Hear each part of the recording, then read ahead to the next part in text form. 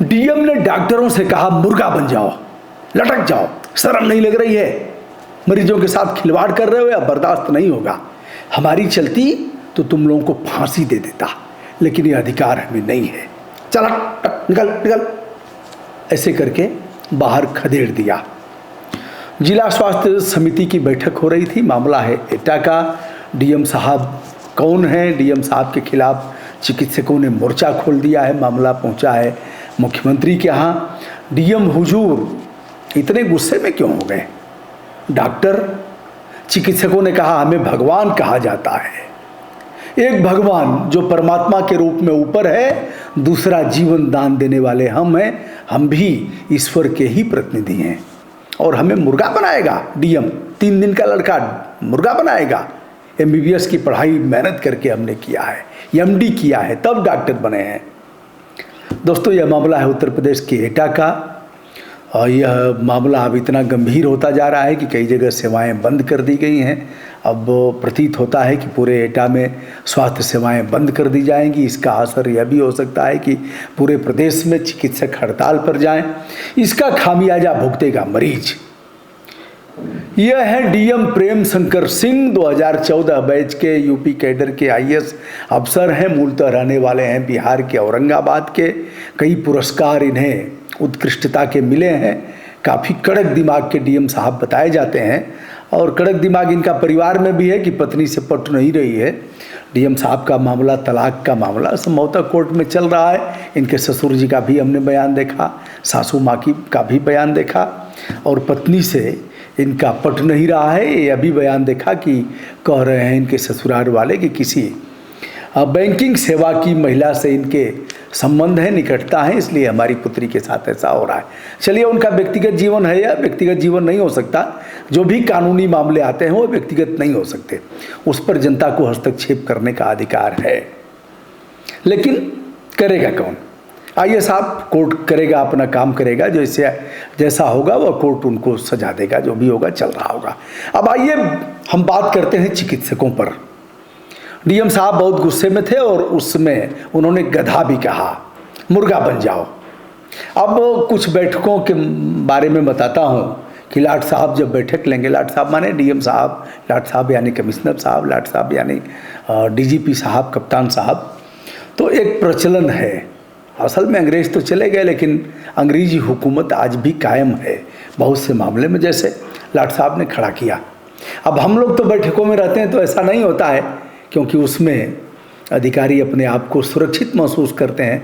जैसे जिला योजना की बैठक है, जिला पंचायत की बैठक है, तो उसमें अधिकारी ऐसा किसी अधिकारी के साथ नहीं कर पाता, क्योंकि माननीय लोग बैठे हुए हैं, ऐसा करने नहीं देंगे और यह होगा कि इससे हमारी किरकिरी होगी। लेकिन केवल उनकी अगर बैठक होगी तो उसमें ऐसा होता है। जैसे डीएम साहब ने खड़ा कर दिया, किसी अधिकारी को, जिला समाज कल्याण अधिकारी को खड़ा कर दिया। उनके उत्तर से संतुष्ट नहीं हुए या संतुष्ट भी हुए, अगले अधिकारी को कह दिया, जिला विकलांग कल्याण अधिकारी खड़े होकर के बताएं कितने विकलांग हैं, कितनी ट्राईसाइकिल दिया, कितनों को पेंशन दिया, इस ब्लॉक में क्या हाल है, ऐसे वैसे। संतुष्ट नहीं हुए तो वह दोनों खड़े रहेंगे जब तक साहब नहीं कहेंगे कि ठीक है बैठो, बैठिए, तब तक वह खड़े रहेंगे। ऐसा होता है। नाप देंगे, गाड़ देंगे, भूत बना देंगे, एफआईआर करा के जेल भेज देंगे। अब इस मामले में चिकित्सक कुछ हैं इतने लोकप्रिय कि लोग उन्हें भगवान समझते हैं, और कुछ हैं यमराज के प्रतिनिधि के रूप में काम करते हैं। और जिस तरह से वह काम कर रहे हैं, किसी से छुपा नहीं है। किस तरह से मेडिकल स्टोर की तरफ उनके दलाल ले जाते हैं, आपका पर्चा पकड़ लेंगे, वह ले जाएंगे, यह ख़त्म नहीं हो रहा है। पूर्ववर्ती सरकारों में भी था, अब भी था, कोई असर नहीं हो रहा है। रोज़ चिल्ला रहे हैं डिप्टी सीएम, जो स्वास्थ्य मंत्री भी हैं, कुछ नहीं हो रहा है साहब, सब वैसे ही चल रहा है।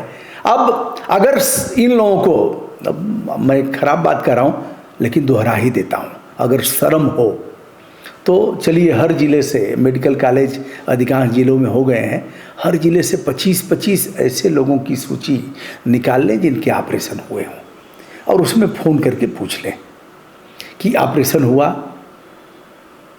हर्निया का ऑपरेशन हुआ,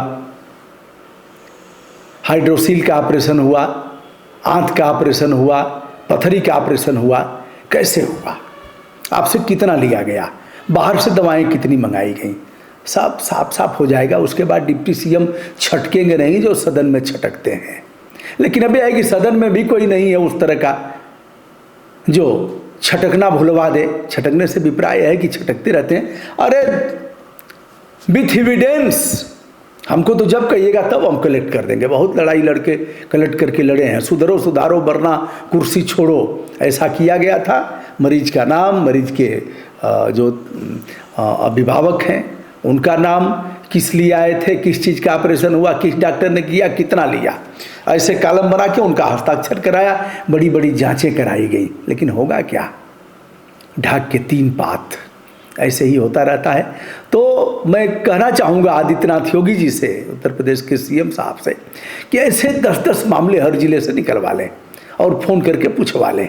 फिर पता लग जाएगा कि स्वास्थ्य सेवाओं की स्थिति क्या है, किस तरह से ज़मीन पर स्वास्थ्य सेवाओं का असर हुआ है, रिश्वतखोरी किस तरह से कम हुई है अथवा बढ़ी है। नहीं करेंगे लोग, सब जानते हैं, ऊपर से नीचे तक सब खेल चल रहा है। और उस खेल में सीएम साहब को नहीं कहेंगे, लेकिन सीएम साहब अगर कुछ कर नहीं पा रहे हैं तो उनको ईमानदार भी हम नहीं कहेंगे।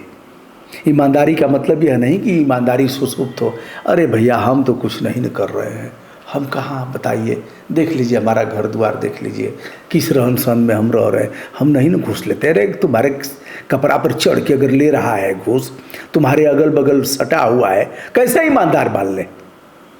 तो दोस्तों डीएम साहब ने एक तरह से ठीक कहा, अगर डीएम साहब ईमानदार होंगे तो।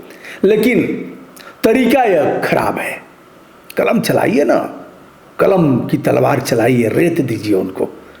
अब एक डीएम ने कहा हमसे, नाम बता देता हूँ, ऋतु माहेश्वरी हमारे यहाँ डीएम थी, इस समय कमिश्नर सचिव रैंक की हैं, प्रमुख सचिव हो जाएंगी। बड़ी अच्छी अफसर थी, बातचीत हमारी कम होती थी, जब भी जाता था 4-5 एप्लीकेशन होते थे, मैं बोलता था मैडम यह मामला है और ऐसे ऐसे मैं चाहूँगा कि इस तरह का आदेश, इस तरह का एक्शन लिया जाए। तो हल्का सा मुस्कुराती थी, सुनती थी और फिर वैसे ही आदेश करती थी। अब जब जाने लगी तो मिलने गए, उसी समय बात भी खुल के हुई। जाते जाते तो बता जा हम जिएंगे किसके लिए। मैडम बहुत अच्छी थी और बड़ा काम भी किया उन्होंने। तो हमने कहा मैडम क्या शेष रह गया है जो नहीं कर पाई। तो उन्होंने कहा कि मैं सड़कों को ठीक कराना चाहती थी, नहीं हो पाया। मैं स्वास्थ्य सेवाओं को ठीक करना चाहती थी, लेकिन यह मामला नहीं हो पाया।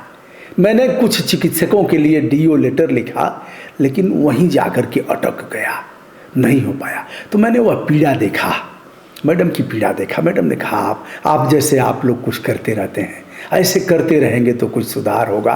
तो मैंने देखा कि ये एक डीएम किस प्रकार ऐसे मामलों में लाचार अपने आप को महसूस करता है। तो मैडम ने बहुत कुछ किया। तो मैडम ने यह कहा कि मैं यह काम नहीं कर पाई, मैं चाहती थी कि सुधार दें, लेकिन सुधार नहीं पाई, और लिखती थी लेकिन कुछ होता नहीं था। तो अब ऐसे मामलों में प्रेम रंजन बाबू क्या करेंगे, या तो समय बताएगा। फिलहाल मुर्गा बनाना, नाप देना, गाड़ देना और खड़ा कर देना यह अशोभनीय ही नहीं है, बल्कि कानून की मर्यादा को तार तार करने वाला है। अब चिकित्सकों से जो परेशान होंगे वो तो कहेंगे ठीक किया है डीएम ने, तो डंडा लेके सोटिया देना चाहिए। लेकिन देश तो कानून और संविधान से न चलेगा। अब डीएम साहब पर क्या करेंगे आदित्यनाथ योगी जी और डिप्टी सीएम, या तो समय बताएगा। फिलहाल पूरे प्रदेश की स्वास्थ्य सेवाएं कैसी हैं, यदि आपको कोई अनुभव है इस परिप्रेक्ष्य में, तो मैं चाहूँगा नटसेल में, लब्बो लुबाब में आप हमारे व्हाट्सएप 9452 455 444 पर अपना नाम, एड्रेस लिखते हुए बताएं। हम उसे ग्रहण करेंगे और किसी वीडियो में उसका उल्लेख भी करेंगे। दोस्तों मैं हूं ब्रजभूषण दुबे, उत्तर प्रदेश के एटा की इस मामले पर, जहां डीएम ने कहा गाड़ देंगे, नाप देंगे, मुर्गा बन जाओ, और चिकित्सकों ने मोर्चा खोल दिया। सादर नमस्कार।